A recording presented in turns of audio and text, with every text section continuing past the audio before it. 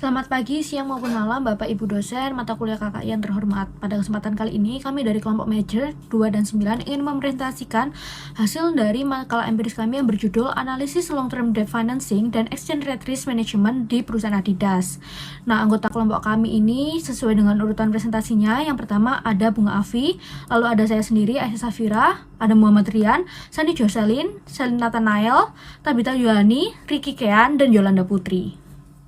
Adidas adalah sebuah perusahaan multinasional asal Jerman yang memiliki ciri khas 3 strip sebagai logonya. Mulai dari berjualan sepatu hingga kini Adidas telah menjadi bagian dari dunia olahraga karena keberhasilan produknya yang selalu berkontribusi sebagai pelengkap alat olahraga. Keberhasilan perusahaan Adidas untuk berekspansi dan mengembangkan bisnisnya berhasil membuat perusahaan ini menjadi perusahaan multinasional yang dapat dijumpai dengan mudah di seluruh dunia. Posisi kompetitif yang dimiliki oleh Adidas berhasil membuat perusahaan ini terus berekspansi dan berinovasi menjangkau pangsa pasar baru. Bagi perusahaan global yang secara agresif melakukan inovasi dan ekspansi ke pangsa pasar baru, tentunya pendanaan menjadi hal yang sangat penting. Ekspansi tanpa modal adalah hal yang mustahil. Oleh karena itu, perusahaan Adidas turut memiliki strategi dalam kegiatan pendanaannya. Dalam acuan artikel utama yang berjudul The Corporate Finance of Multinational Firm, peneliti berpendapat bahwa perusahaan yang beroperasi di lebih dari satu negara akan mempengaruhi keputusan finansialnya, yang nantinya akan berpengaruh pada strategi keuangan dan struktur modal perusahaan.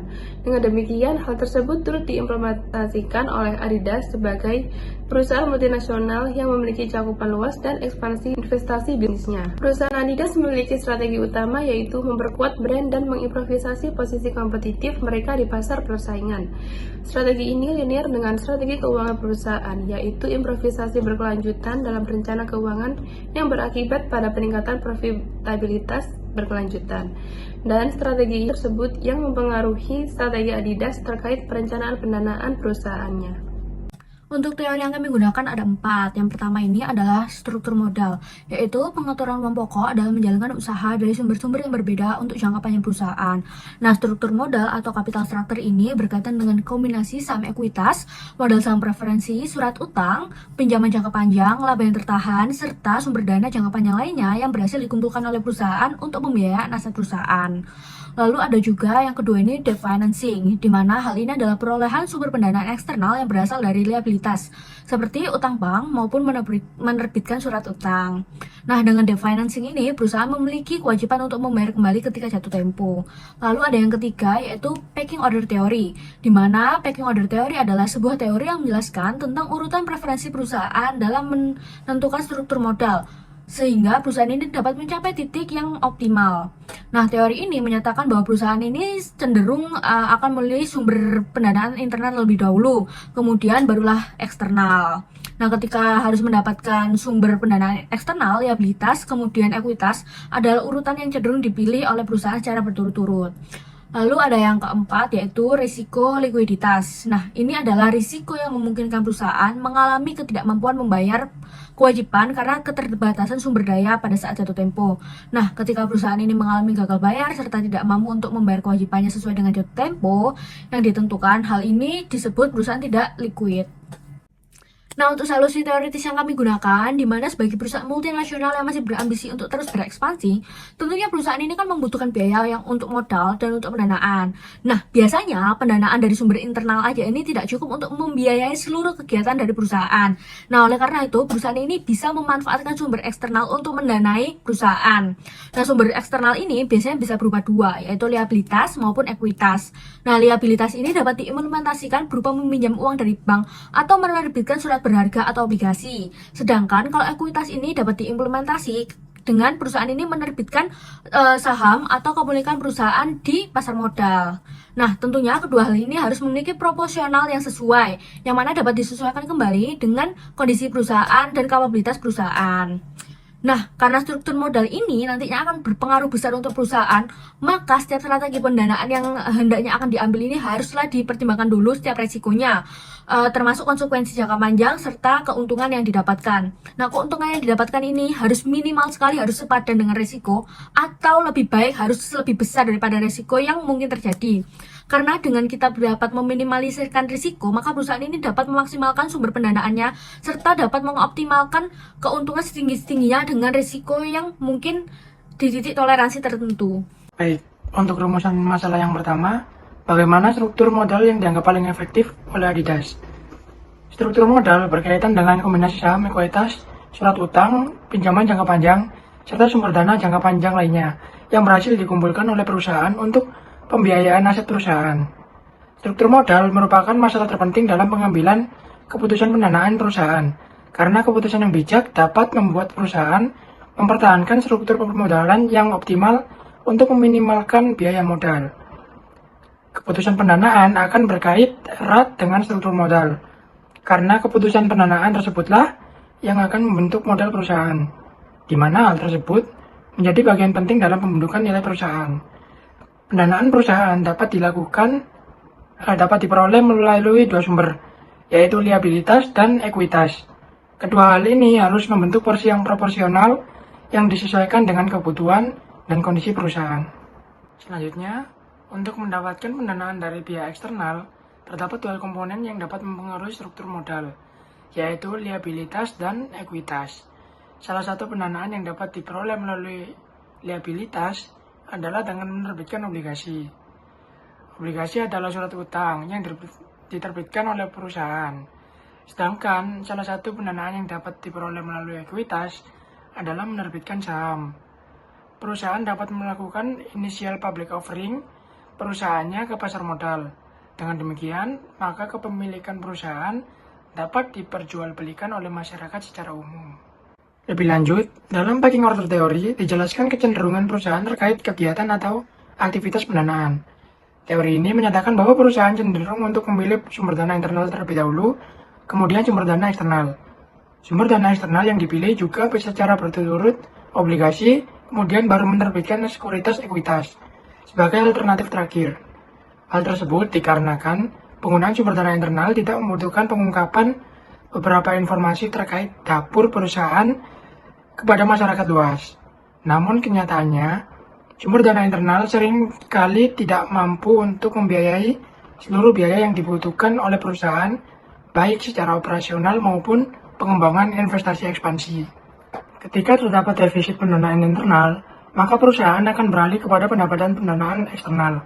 Dalam teori yang sama, turut diungkapkan bahwa perusahaan memiliki kecenderungan untuk memilih sumber dana utang daripada menerbitkan sekuritas ekuitas.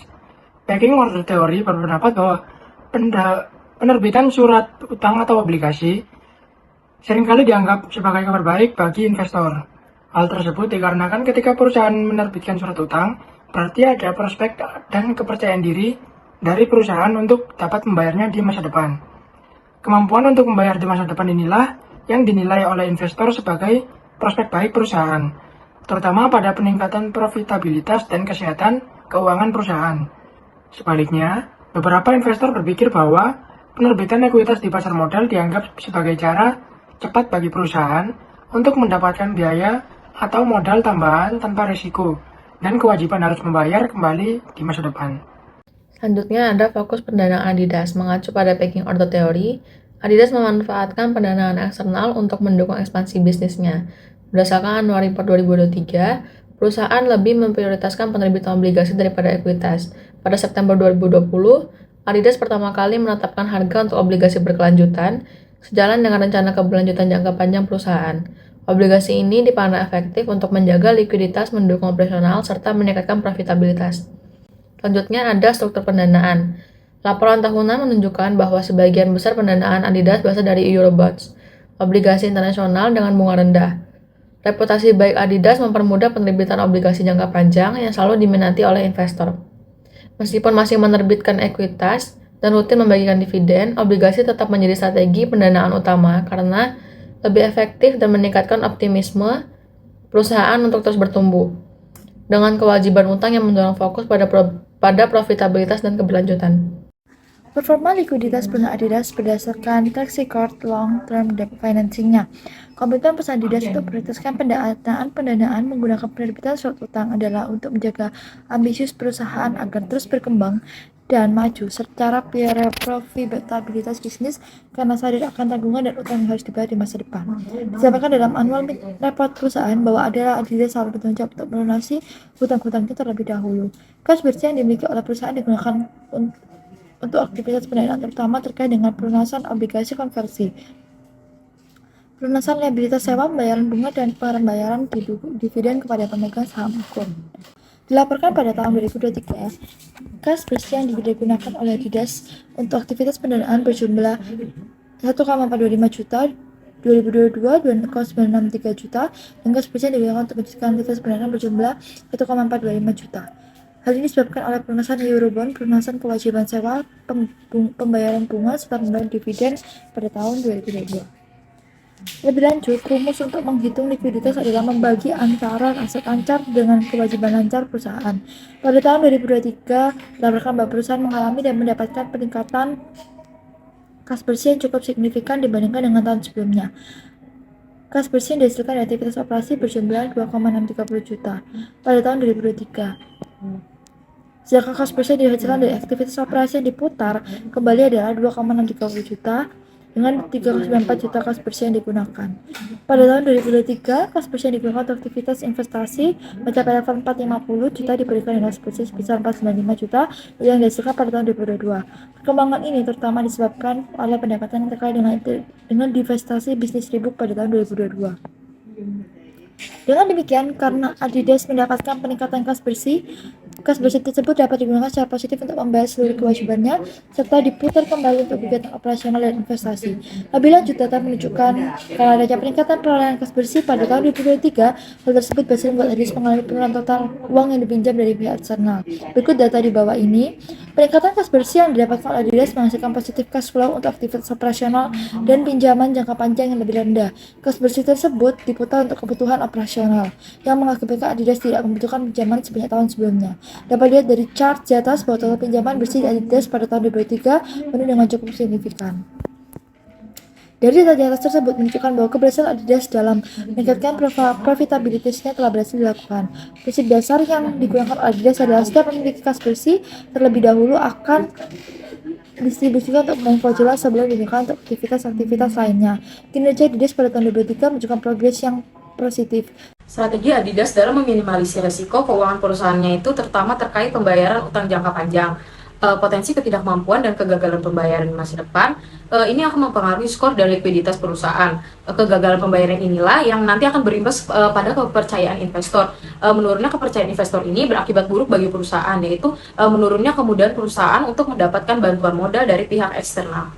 Risiko likuiditasnya itu muncul karena tidak adanya ketersediaan sumber daya untuk membayar kewajiban yang jatuh tempo. Mengetahui adanya risiko ini, perusahaan Adidas itu tentu lebih mengutamakan pendanaan eksternal berupa utang, dikarenakan perusahaan yang menghadapi risiko ini harus menerima persyaratan pembiayaan yang tidak menguntungkan karena keterbatasan likuiditas. Mitigasi risiko likuiditas perusahaan Adidas, yang pertama itu ada cash pooling. Teknik ini mendukung konsep bank in-house yang memanfaatkan kelebihan dana anak perusahaan untuk menutupi kebutuhan kas anak perusahaan lainnya, sehingga dapat mengurangi kebutuhan pendanaan eksternal dan mengoptimalkan beban bunga bersih. Yang kedua itu ada sistem manajemen kas yang efisien. Adidas ini sendiri bertujuan untuk mempertahankan target rasio leverage dan target cakupan likuiditas per 12 bulan. Secara keseluruhan, Adidas ini selalu memastikan akses yang efisien ke pasar modal. Dan ketiga, memastikan kecukupan likuiditas setiap saat. Keempat, alokasi kas bersih untuk pembayaran ketika Adidas memiliki cadangan kas. Perusahaan ini akan berfokus pada pembayaran kewajibannya dulu untuk menghindari resiko likuiditas yang pembayarannya melewati jatuh tempo. Selanjutnya adalah strategi hedging resiko valuta asing untuk mengunci nilai tukar. Singkatnya, hedging itu merupakan salah satu strategi yang digunakan oleh perusahaan untuk meminimalisirkan resiko perusahaan mengalami kerugian. Salah satunya mengurangi dampak dari nilai fluktuasi mata uang. Lalu, salah satu metode yang digunakan itu adalah kontrak forward. Jadi bisa kita lihat di tabel berikut itu, kita asumsikan dengan Adidas itu memiliki exposure pembayaran sebesar $1 juta dalam 3 bulan. Lalu memiliki nilai tukar itu saat itu adalah 1 euronya itu 1,1 US dollar. Dan Adidas ini khawatir dengan nilai tukar yang berubah, yaitu dengan kenaikan US dollar menjadi 1,2 US dollar. Lalu asumsi keempat itu adalah strategi hedging yang digunakan adalah contract forward. Jadi bisa kita lihat dari dua skenario melakukan hedging dan tanpa hedging. Di situ ada juga beberapa parameter. Parameter yang pertama itu nilai tukarnya perbandingan tanpa hedging dan dengan hedging. Jadi sama-sama 1,1 US dollar karena itu merupakan nilai tukar pada saat itu. Lalu exposure-nya itu adalah 1 juta seperti asumsi pertama, 1 juta US dollar dalam 3 bulan. Jadi kita hitung di nilai tukar masa depannya itu diasumsikan menjadi 1,2 dolar. Jadi kita langsung bagi saja 1 juta dolar itu tadi kita bagi dengan masing-masing nilai tukar di masa depan, yaitu 1,2 US dollar dengan tanpa hedging dan 1,1 dolar dengan melakukan hedging. Akibatnya di selisih dalam euro, Adidas harus membayar tambahan sebesar 909 sampai 833 atau setara dengan 75.758 euro akibat dari nilai fluktuasi pasar tersebut. Jadi kalau melakukan tanpa hedging, perusahaan Adidas harus melakukan pembayaran sebesar 75.758 euro. Tapi dengan melakukan hedging itu tidak ada fluktuasi pembayaran. Setelah yang kita dapat tadi adalah 909 euro. Lalu biaya resiko atau estimasinya. Tanpa hedging, Adidas tidak melakukan hedging itu dapat menimbulkan resiko kerugian yaitu sebesar 75.758 euro dari nilai tukar yang tidak pasti. Lalu dengan melakukan hedging itu memastikan agar tidak ada kerugian karena nilai tukar itu tetap terkunci. Jadi dengan melakukan strategi hedging ini yaitu contract forward, itu membantu Adidas untuk mengunci nilai tukar dan melindungi perusahaan dari fluktuasi nilai tukar mata uang asing. Tanpa hedging, Adidas itu harus membayar kerugian yang tadi sudah saya sebutkan 75.000 euro, dan akibat perubahan nilai tukar itu tidak menguntungkan Adidas dan dapat membahayakan likuiditas juga bagi perusahaan. Lalu strategi ini tuh memberikan kepastian finansial yang memungkinkan perusahaan untuk fokus pada kegiatan operasional dan pertumbuhan. Selanjutnya konklusi, perusahaan yang ingin berkembang dan menjangkau lebih banyak pasar memerlukan modal dan pendanaan yang cukup. Pendanaan internal seringkali tidak mencukupi, sehingga pendanaan eksternal menjadi pilihan, seperti yang dilakukan oleh Adidas. Dalam laporan tahunan, Adidas menjelaskan bahwa menerbitkan obligasi adalah strategi terbaik untuk mendapatkan tambahan modal. Menerbitkan surat utang membuat perusahaan memiliki tanggung jawab keuangan yang harus dibayar di masa depan. Hal ini mendorong Adidas untuk meningkatkan kinerja dan profitabilitas agar dapat melunasi kewajiban. Namun, penerbitan surat utang juga membawa resiko likuiditas yang dapat menghambat kemampuan pembayaran. Untuk mengatasi resiko ini, Adidas memiliki rencana mitigasi, termasuk cash pooling dan manajemen cash yang efisien, yang membantu perusahaan menjaga kinerja likuiditas yang baik. Rekomendasi rumusan masalah 1 yaitu struktur modal yang dianggap paling efektif oleh Adidas yang berasal dari sumber pendanaan eksternal adalah dari liabilitas. Karena berpacu pada mengandalkan utang penting bagi Adidas untuk memperhatikan risiko likuiditasnya. Karena likuiditas yang buruk dapat mempengaruhi kredit skor perusahaan. Selanjutnya, rekomendasi rumusan masalah yang kedua adalah track record pembayaran debt financing Adidas dapat tergolong baik. Begitu juga dengan kredit skor perusahaan. Dengan demikian, penting bagi perusahaan untuk selalu menjaga kredit skor tersebut. Kredit skor yang buruk dapat menghilangkan kepercayaan investor, manajemen keuangan, dan liabilitas yang baik adalah rekomendasi yang tepat bagi perusahaan, guna menjaga dan memastikan pembayaran utang selalu tepat waktu sebelum jatuh tempo.